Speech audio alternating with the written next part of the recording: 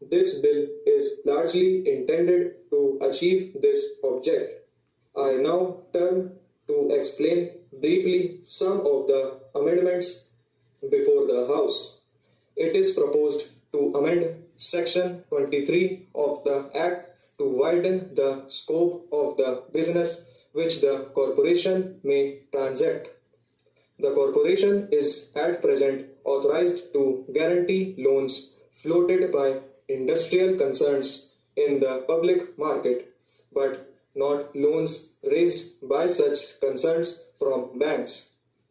It seems but proper that facilities should be provided in suitable cases for industrial concerns to secure bank accommodation on the guarantee of the corporation. Again, the corporation now can guarantee deferred payments for import of capital goods from outside India, but it cannot guarantee deferred payments in respect of capital goods manufactured inside the country. It seems desirable to extend the scope of guarantee of deferred payments to the purchase of indigenous capital goods also. There has been a demand from business circles that the corporation should have powers to guarantee credit arrangements made by Indian industrial concerns with foreign institutions like the Export-Import Bank of the USA. It is proposed to meet this demand by authorizing the corporation to guarantee loans in foreign currency subject to the prior approval of the central government under the existing charter.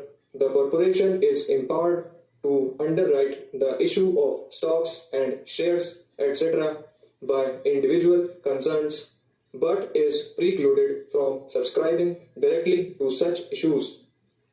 In the context of rapid industrial development of the country, industrial concerns in the private sector have to raise large amount of capital. It is felt that with the association of an institution like the Industrial Finance Corporation, the industrial concerns will be in a position to raise more capital with relative ease, reducing thereby their dependence on the corporation for direct loan assistance. It is therefore proposed to amend the Act to permit the corporation to enter this new field of direct subscription to capital issues. The grant of long-term loans to industrial concerns still continues to be the most important business of the corporation.